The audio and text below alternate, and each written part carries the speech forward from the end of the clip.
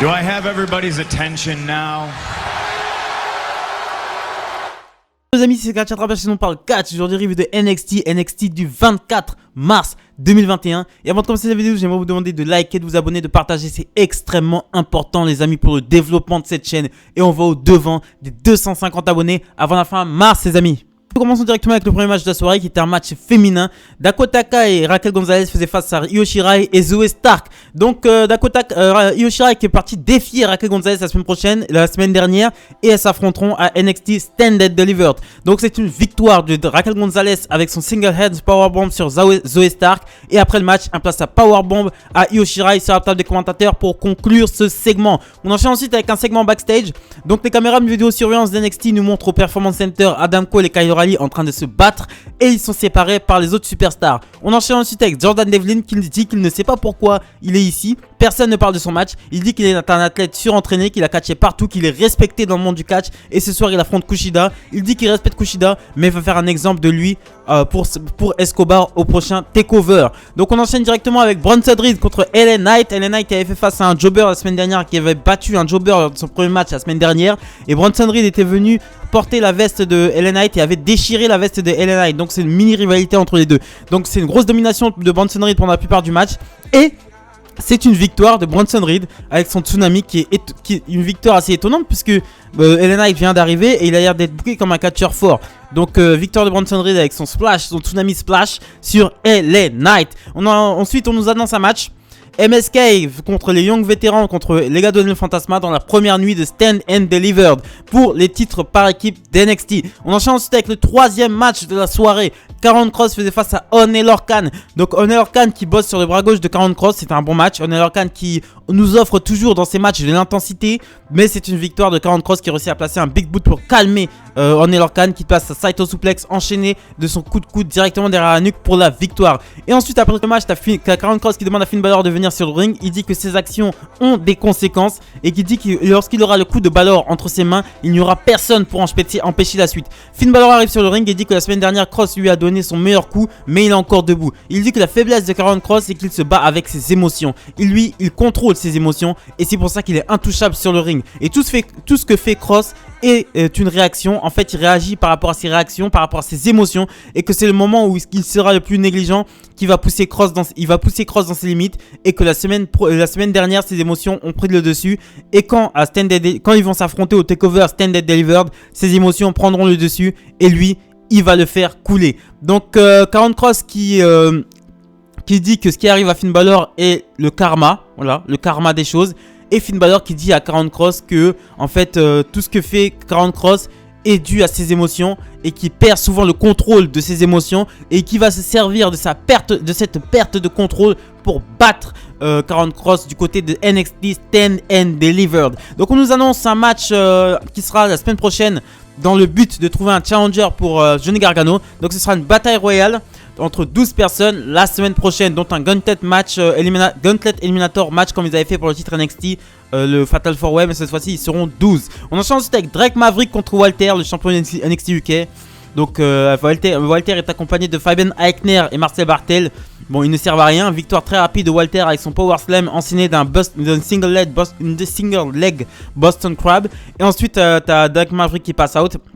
Et ensuite après le match, t'as Tommaso Ciampa qui vient et qui dit que en fait Walter, il croyait que Walter l'intriguait, mais ce n'est pas Walter qui l'intrigue, c'est le titre NXT UK. Donc il challenge Walter au prochain takeover Stand and Delivered. Donc il le challenge pour le titre NXT UK. Donc dans un premier temps, Walter refuse et se barre, et Ciampa lui en met une. Ensuite Imperium lui saute dessus et Walter finit Ciampa. Ils prennent vite fait le dessus sur Ciampa, hein, ils sont 3 contre lui. Et ensuite il met Ciampa KO avec une de ses célébrissimes, un célébrissime Atemi.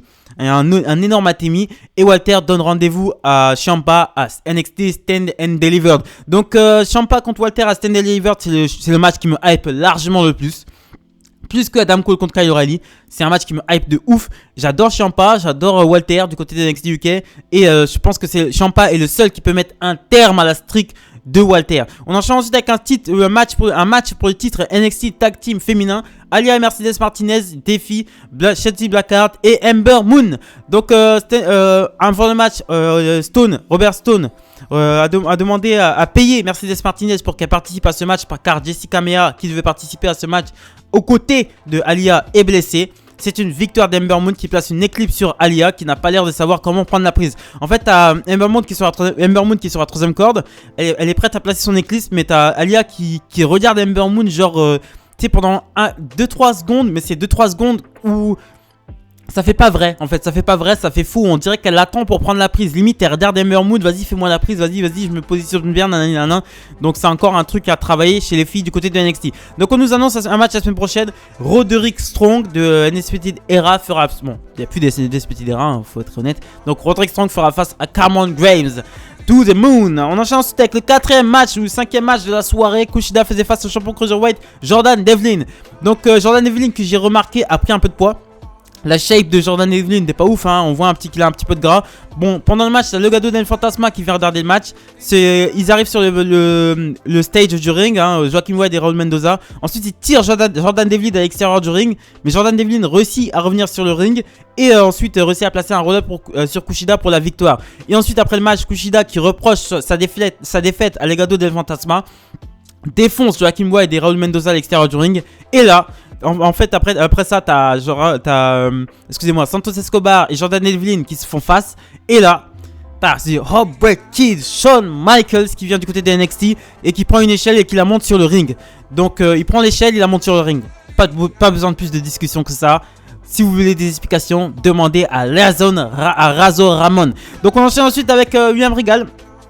C'est le segment qui nous servait de main event, hein. Donc William Regal qui est aux côtés de Adam Cole et Kyle O'Reilly. Il dit que ils sont là pour la signature de contrat entre les deux. Donc là, William Regal qui prend directement la parole. Il dit qu'il ne laissera pas les deux, il ne laissera plus les deux humilier la compagnie encore comme ça. Il dit que la solution est un match co-main event dans la seconde nuit du takeover Stand and Delivered. Et il dit que sera pas dès qu'après la signature des deux, il ne sera pas responsable de ce qui arrive aux deux. Donc Adam Cole prend la parole, il dit que c'est Undisputed Era l'a empêché d'avancer et que c'est Kyle O'Reilly qui lui a fait réaliser ça. Il dit qu'il s'en est rendu compte quand Kyle O'Reilly a perdu 2 fois contre Finn Balor et qu'il a voulu faire rentrer Finn Balor dans Undisputed Era. Il dit que la carrière... Il dit que c'est lui qui a fait la carrière de Kyle O'Reilly à WWE. C'est Undisputed Era, c'est lui. Il dit que Kyle O'Reilly n'est rien d'autre qu'un chien en bout de table. Kyle O'Reilly répond qu'ils se connaissent depuis longtemps. En arrivant à NXT, ils sont devenus les meilleurs catcheurs. Ils sont devenus clairement des stars. Mais maintenant, lui, en fait, il est la seule personne dans Undisputed Era qui est devenue une meilleure personne. Cole est resté lui-même, le même trou du cul qu'il y a 3 ans.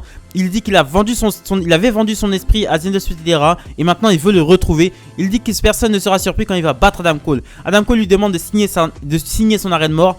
Il signe et ensuite il balance le stylo sur la tronche à Adam Cole. Adam Cole retourne la table et les deux se battent pour conclure ce NXT. Donc c'était pas un NXT de ouf, hein, c'était un NXT pour...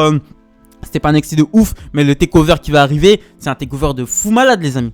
Stand and Delivered, ça va être Stand and Delivered justement. Ça va être un takeover de malade mental. Le Ciampa contre Walter, je l'attends comme le Messi. Le Adam Cole contre Kyle O'Reilly, la carte elle est vraiment alléchante. Jordan Devlin contre Santos Escobar, ça va être la folie. MSK, Grizzly Young vétéran contre l'autre équipe, ça va être la folie les gars. Contre Legado del Fantasma, ça va être de la folie les gars.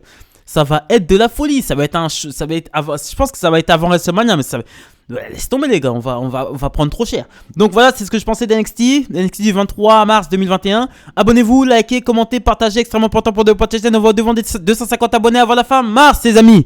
Salut les amis, passez une bonne soirée.